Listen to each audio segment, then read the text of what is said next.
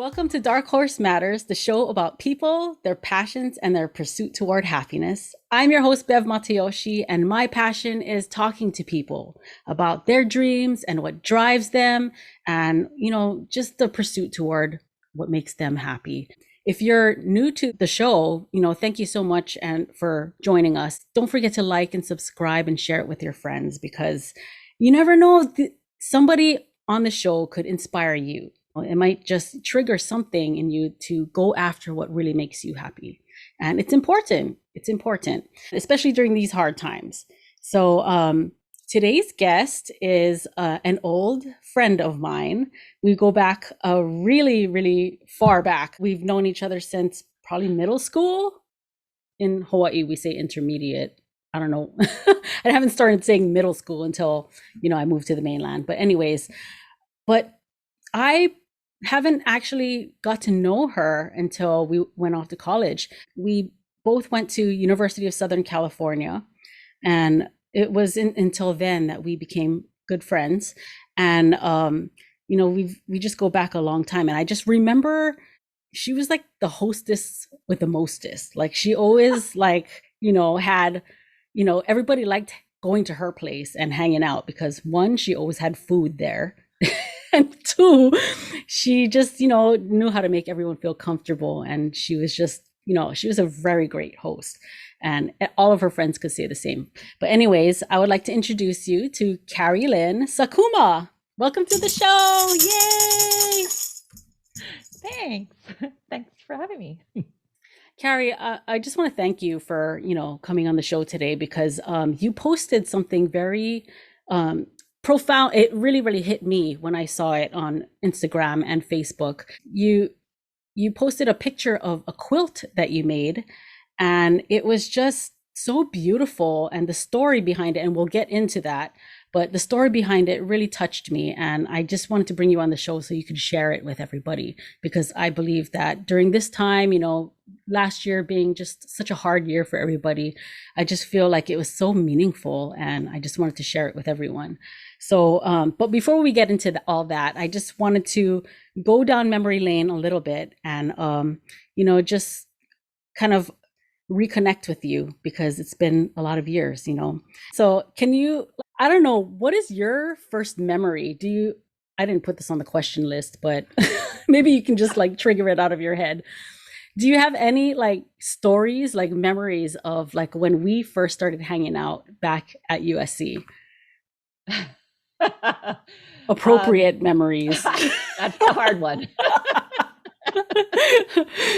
Hanging out at UC. No, I don't remember the first memory. I just having a lot of them. It all blends together, because it was kind of like your house was appropriately the party house.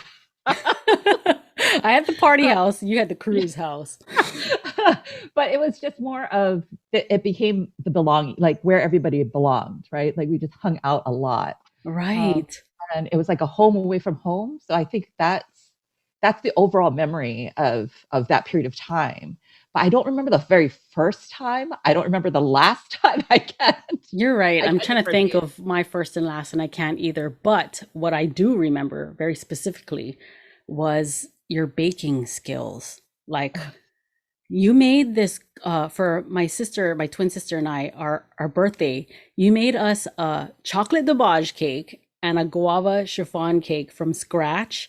And I can still taste it, how good it was. And I just tripped out at how good you were at baking from scratch, just making things. You could make everything. You were so crafty and creative. It used to just blow my mind at all the stuff that you could do with sewing. I think crocheting, I got into that with you. Knitting.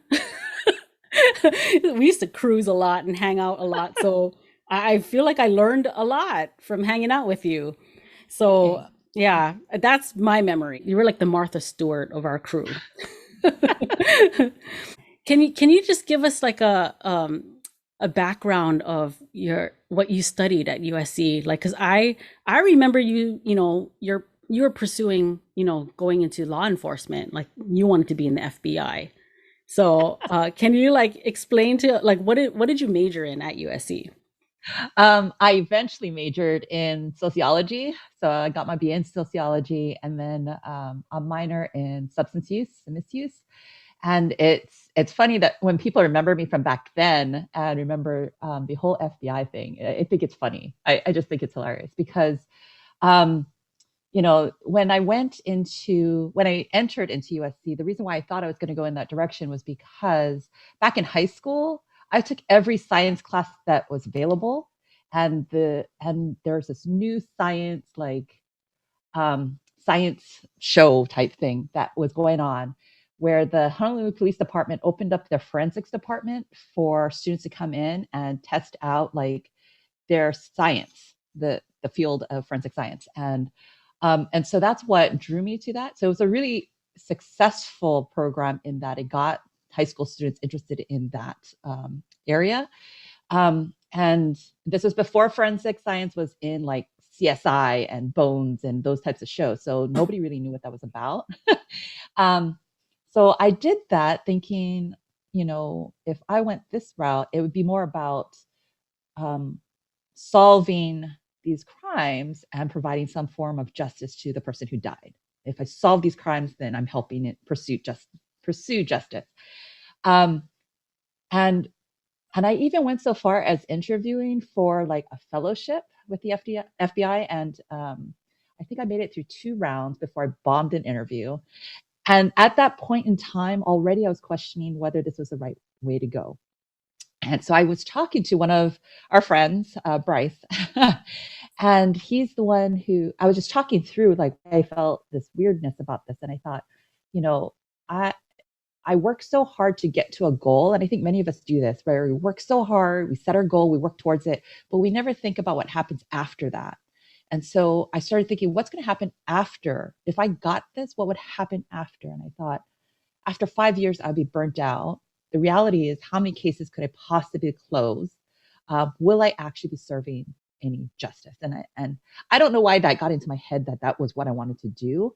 But at the end of the day, I just it didn't seem realistic, and so I swung in the opposite direction. So what I did was, I thought, well, they're already dead. Okay, I'm being very crude here, but they're already dead. What if I could do something to keep that from happening?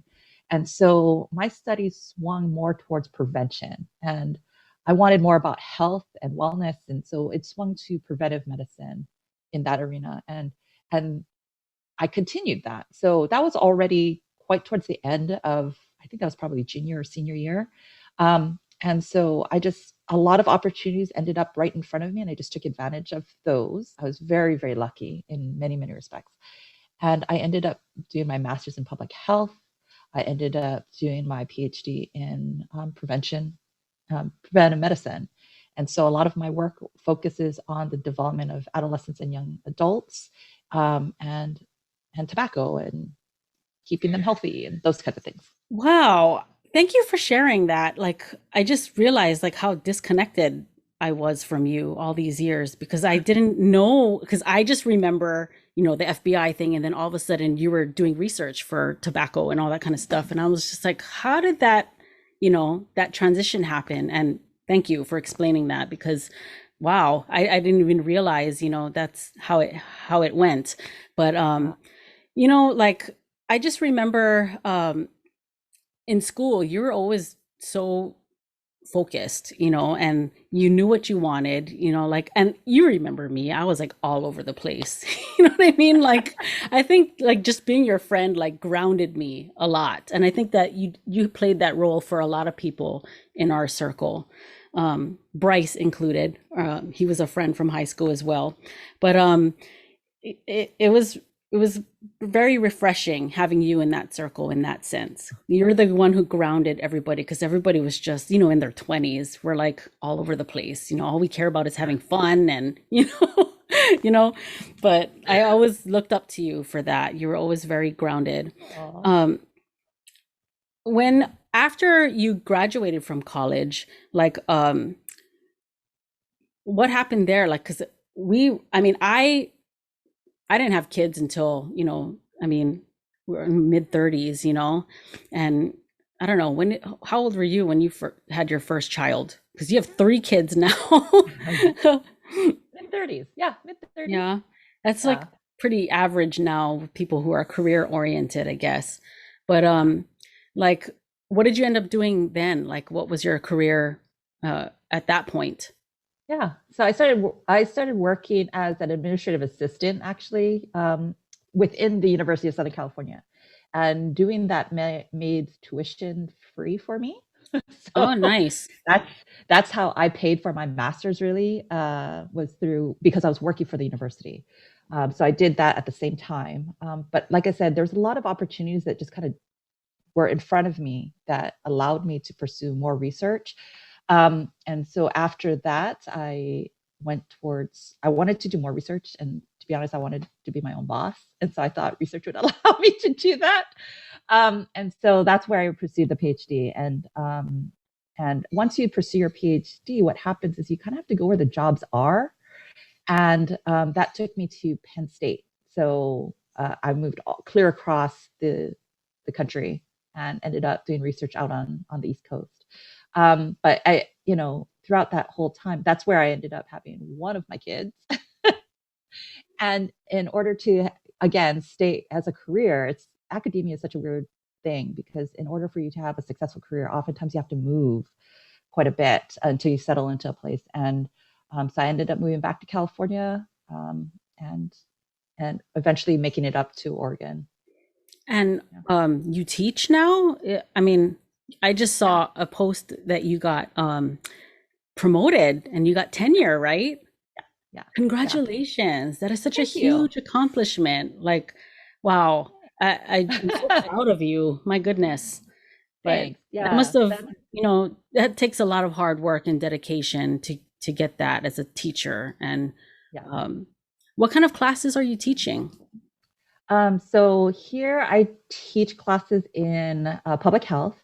My primary area is in social determinants of health. So that's teaching folks to understand that our health is really determined by everything around us, the systems around us that kind of impact us and our health. I also teach master's level students and PhD level students on theories of health and mass media and how it impacts us and our health as well. So different things. Okay. So with that being said, um, with 2020, when the pandemic started, like how did that impact your job? Like, did you have to take time off or like what happened there? Yeah, it was a really strange time. So being in public health, we kind of saw the writing on the wall. So we heard about this disease probably early January to February is when we started hearing a lot about this strange new disease, and we had to be worried about it.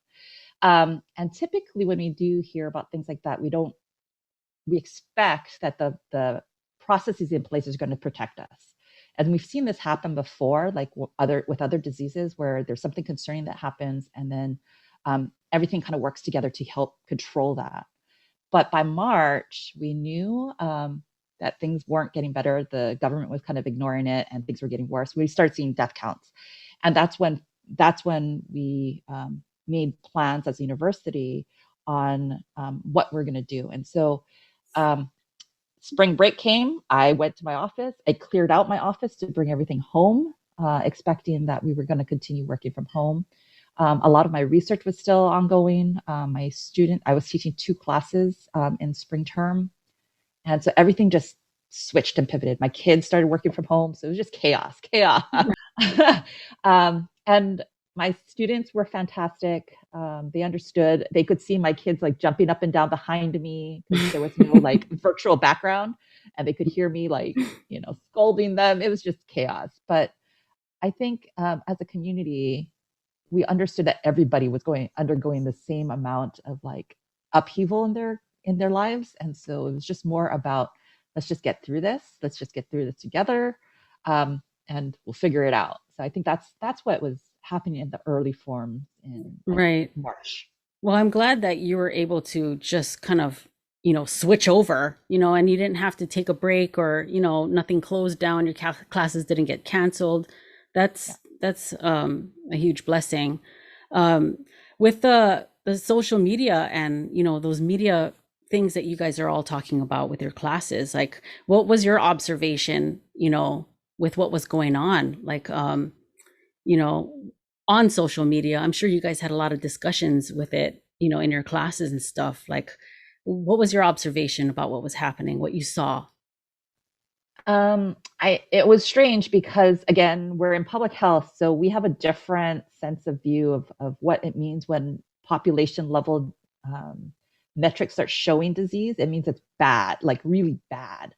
And so we are obviously coming from the point of this needs to be controlled, the transmission needs to be interrupted, we need much more tracing going on, we need to isolate folks so that they don't keep transmitting stuff.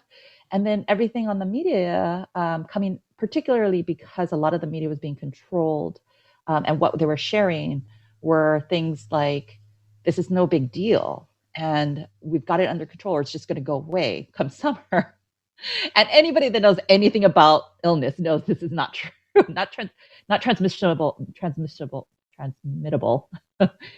Illnesses like this, right?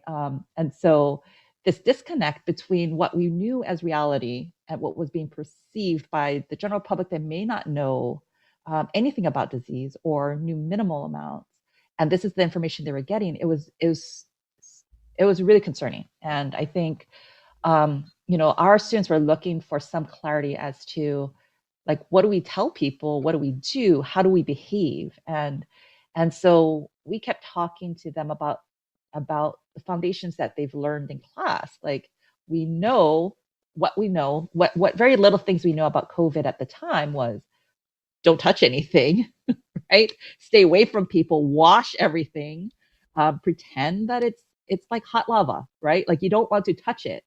And so you obviously don't want to breathe it in. You don't want to do these things. So stay away from folks if you can.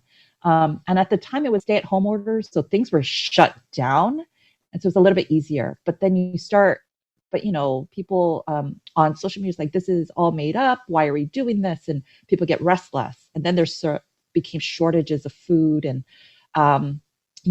things like that. And I think that's what drove folks to really question whether or not we were doing the right thing. At the same time, I think public health has a need for better communication, um, and needs to be out there in front. And part of our training as scientists is we don't say anything with certainty because nothing is certain. But we do have probabilities, and people don't understand probabilities. Like, it's math. Who cares about math? And so it's just one of those things where we need to be better at communicating what needs to happen and what the risks are to people, and understand people's motivations a little bit better, to kind of prepare ourselves for the next one, because there will be a next. More educational campaigns on social media. Like, there's definitely a shortage of that. Everything is just so emotional, and people just, fueling off of each other's emotions. I found myself, during that time when I was home with my kids for 2 months, I didn't have to go to work. A lot of times I found myself not even looking at social media because I didn't want to experience, and then I felt guilty because I felt like I was being ignorant just by not wanting to look at it. But it's hard because you start seeing all these people expressing their feelings, which matter, everybody's feelings matter. But it's just hard because through all that, the education is just kind of lost in there. And that's what, is important for people to learn and see. So I really appreciate, this field that you're in. That's really, it takes a lot of dedication, and there needs to be more people in your field, to really get the message out. That's awesome. During this time, like, when did you get the inspiration to make this quilt? That is the whole reason why I brought you on the show, was because out of this whole civil unrest, during the pandemic of 2020, with all these heated emotions in the air and everybody's feelings out there, this quilt that you posted on Instagram, the picture, so beautiful. And what inspired you to start making it? What inspired you? Um, so I think most of it was everybody was feeling helpless, right? Like, everything in the world was upside down and topsy-turvy. Like nothing made sense. And so people were sitting at home having nothing to do. There were PPE shortages. So our own hospitals and clinics and nurses and doctors were having to go into work without any protections. And nothing was happening. And so this hopelessness and helplessness that our community was feeling, a lot of folks were like, what can we do? Like there was no places to donate money like for PPE because there's no places to buy that product. And so I think what had happened was a community member just decided, hey, is there any sewists in this community? Can we get together and sew masks for our healthcare providers? And so what that bloomed into, and so different cities had done this, but our city had is quite smaller, and we're really isolated compared to big cities. And so this group formed on Facebook. I am just a volunteer sewist. Like there were lots and lots of people signed up, and I'm not one of the organizers at all. But what they did was we ended up sewing, I think, over 50,000 masks over the from maybe about April-ish to the following year, and maybe January is when we stopped. We wanted to make sure that every single individual in our community could have access to a free mask. And so people donated money and fabric to that time and their businesses. So we had like a laser cutter retool his machine so that he could laser cut out fabric into panels that we could then cut and sew. And so that's all happening. About July or so, it started to slow down because mass-produced masks were starting to come into the community. So that helped settle folks down a bit. And as though, even though we kept continuing to sew those, the waste materials were starting to build up. And someone just asked if anybody had use for them. And I'm frugal. I grew up frugal. I'm super frugal, and I hate seeing waste. And the other person who's collecting this material, I guess her area was in sustainability, so she hates anything going into our landfills. And so I said, I'll take some. I'll just take some. And I didn't realize when I said I was going to take some, she ended up handing me over a ton of material. And because they were laser cut already, they were just big swaths of fabric. And I needed to move that out of my house. I can't sit around in garbage either, right? And so I just took those strips and just started sewing. And I think part of the whole ritual of that is that it was just straight line sewing. And at the time of this, I was under a lot of pressure and stress from my work. It just happened to be a really critical period of time for my career. I was already under stress because COVID.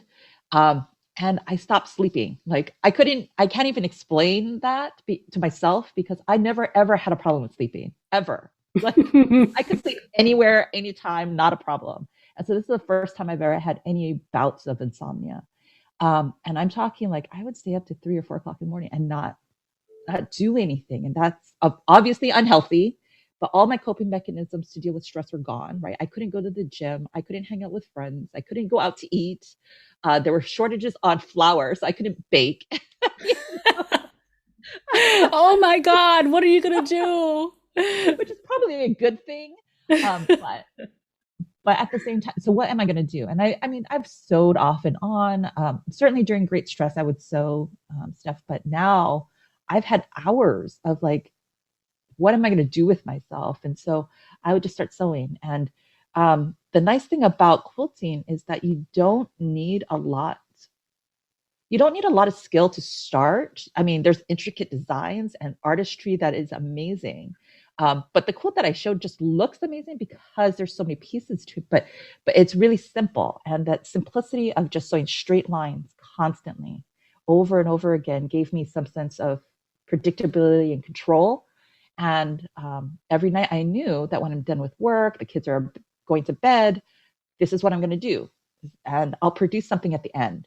And so that's how I dealt with everything, and the more emotional I got about everything going on in the world, the more it impacted me especially, because I live in the middle of Oregon, and I know people think of Oregon as being um, mostly Portland, so progressive Yeah. and filled of multicultures and all of those things. That's not where I live, and we're we're a bubble in a conservative area, and there were Trump flags everywhere, and but also protests, and we also have white supremacists living in the same environment, and so it's just really um, it was really a hard time for many people. And to process that, it was me just sewing straight lines. That's all my brain could handle.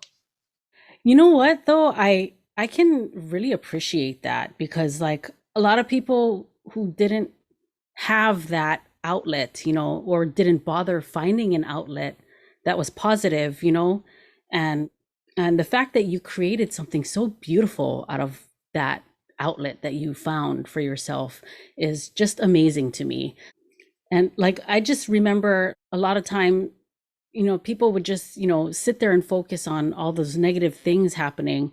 And, my sister would call me and she'd be in tears, I was watching too much Facebook today, like, and I'm just like, why are you doing this to yourself? Like, I think it's so beautiful that you found the straight lines, like, or something, some kind of action that allowed you to focus on something, and keep your sanity in check, But the fact that it produced something so meaningful and beautiful is just so powerful to me. Did you know how to quilt prior to this project, or did this project inspire a learning of it? A little bit of both. So I did quilt before. I learned how to, well, I knew how to quilt before, but I really learned how to do it appropriately instead of cutting every single square, like how most people start. I learned how to quilt during doing my PhD. So another period of intense stress, right? And then for each kid, I would sew with preparing for the kids. Like I would have blankets made. And I remember one year, everyone decided to have kids. So I think one year, I think I made like 15 baby quilts. It was just crazy. So it's just a Wow. lot of practice. But during this period of time, like in the past year, I would say that quilting became really popular. So if you look at Instagram or Facebook, there's a kind of a run on fabric because this was something you could do at home. And I think one of the things with quilting is if you, and there was, a lot of people new to sewing who also wanted to participate in making masks for their friends and families as well. And so I think that's what kind of got people going on that. I certainly spent a lot of time like learning new techniques or exploring different types of sewing. But during this time, what else are we going to do? Right. But it can get really expensive. So I started like pulling back a bit on that. Yeah. But Hoarding the yeah, fabric. yes. I'm not familiar with this community, the quilt making community, or what's involved in making a quilt, but just from certain movies I've seen, or like there's always some kind of deeper meaning behind a quilt. Like there's so much more to making a quilt than just making a blanket. It's always associated with some kind of, you know, deeper meaning behind it, which I just love that about quilting in general. Like, do you do a lot of hand, is it by hand, or is most of it by the sewing machine? It's mostly by sewing machine. I would say that, it takes so much time and materials. Quilting is not cheap if you don't, especially if you're starting out brand new, it's not cheap. It can be if you learn a little bit more. Like you can figure out ways to make it cheap. But you spend so much time. Machine quilting certainly can be faster, but it's still a lot of time. And so that's why you usually see meaning behind it because eventually it's going to be associated with some period of time that you're going through or who you made it for. But I think it's always been around. And my my association with quilting comes from more of a make do with what you got kind of frame of mind. And so if you think back to like I think back to my great grandparents my grandmother, who they didn't teach me to sew. Like I didn't actually know that they sewed all that much other than seeing the, the cookie tins with all the sewing materials in it or like the sewing machine, but I never actually saw them sewing. But back in the day when, living on an island in the middle of the Pacific during wartime, there's not a lot of material. And so, they would use like flour sacks, you use oak clothes to make blankets. And so I think about how you make nothing out of something, and that's where quilting comes in for me.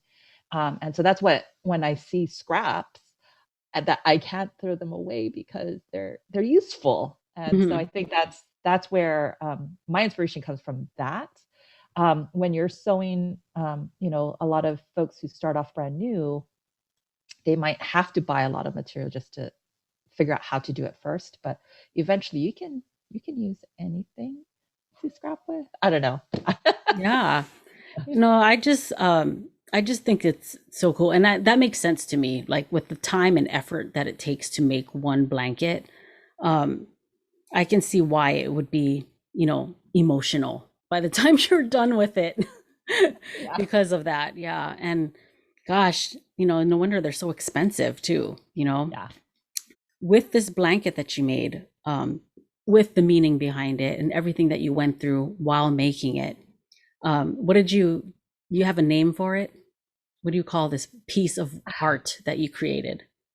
I called it community unrest because during that time, that's all that was happening, right? Like we've not just from COVID, but we also have Black Lives Matter. We've also experienced a lot of violence and death that surrounded all of us. And this was something that I personally was not resting from. And so this was the me channeling that energy and that unrest towards. And so I thought that just seemed fitting. And it came from the community, right? Every piece of that material came from the community. Like it was people's time and effort dedicated to providing something of safety to our community. So that's just how it all came together. So, Wow. Well, that's amazing. And what do you think that's going to come of this piece in the future? Like, is this going to be like a family heirloom that you will pass on to your children? probably my daughter already claimed it as hers. Oh, okay. I wasn't sure if you were going to donate it to something, but Well, there are a lot of, I still have scraps left over from that whole project. So there are quite a few. I just need to purchase like the batting. That's the part that's the fluffy part in between, mhm. and put some backing on it and sew those things together. But eventually, those pieces will also go. I'll probably donate them to back into the community. I haven't decided yet which organization, but certainly those that are local to us, since that's where it came from. Well, that's cool. I just want to thank you for sharing this story with everyone because I just think it's so important to find beauty in something that's something like a civil unrest. You know what I mean? Like um, community unrest. Sorry, wrong word.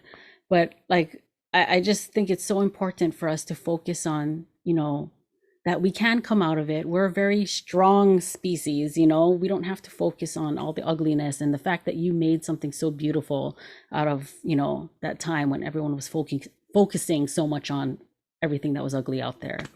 Um, I appreciate that a lot. And I just wanted to share like one memory I have of you. This is kind of random out of the subject, but when this meeting with you on this show is bringing back a huge memory to me about when we were in college. I remember because this show is all about, people that inspire me, people who are passionate and, who makes me a better person, and it reminds me of this diary that I wrote back when I was in college. I called the diary Inspire Me. I only got through like 8 chapters in there, but each chapter was dedicated to a person. And Oh, I would write in that book, all the things about that person that inspired me to be a better person. And what number? You're chapter 8 in the book. oh, But yeah, I just wanted to share that. Like, and I just remember wow. taking a picture of you, and I was in photography class when I was in college, and all of my friends just, had to just deal with the fact that they were going to be my model at some point. And so one of the days you were my model. And what I loved about the people that modeled for me is I like to dress them in a way that they would never ever dress. Like it was not their choice to wear this outfit or wear this kind of makeup. So that's what I like to do with my models. Like, okay, look at this person's personality. Let me dress you up and take pictures of you so you don't really look like yourself, you know? That was like, so the picture that I took of you, I don't know if you can see that. So beautiful. It was all handwritten in there, but yeah, I just remember I kind of dressed you up like a hooker a little bit, but you wouldn't dress like that normally, but I thought you looked very sexy and beautiful. But Thank I just wanted to share that, like this whole show that I'm creating here is just reminding me of this section of my life where I documented, the people that inspired me. And I just want to just point out that you still inspire me after all this time. And thank you so much for coming on the show and sharing your quilt story with us. So beautiful. Stop making me cry. I know. I feel like I'm gonna cry too.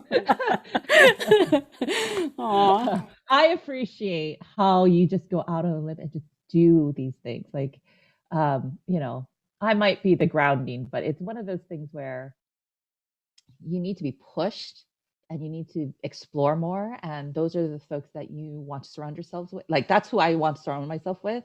And that's what you gave to me. Like you could get up on a stage, never mind what's going on in the world. You never mind what you might personally be doing, but you'll channel it through your art. And that photo shoot, for example, was super fun. Definitely not how I would personally dress, but it was or do my makeup, but it was fun because you pushed that boundary so that I could explore a little bit better about, you know, who are you? What can you do in the world? And so I think that's fantastic. And that's super lovely. And that's what I think this is really great that you're doing. So Thank you. but don't make me cry. I know, me too. But anyways, thank you so much. We're going to end the show here. And I just want to just express my gratitude for reconnecting with me after all this time. When we have kids, it's so easy to just stay in your own little bubble and your shell. And then the pandemic just makes it even worse. But I took that opportunity to reach out to people even more because I don't want to be lonely. I don't want to be locked in a bubble, and the fact that we have Zoom and all these media platforms that we can actually connect with each other so much easier. I want to take advantage of that. So thank you so much. And thank you everybody for visiting us again, and stay tuned. We're going to have another guest next week that's could inspire you as well. So thank you so much. Don't forget to like and subscribe, and stay tuned, and we will see you next week, and be passionate.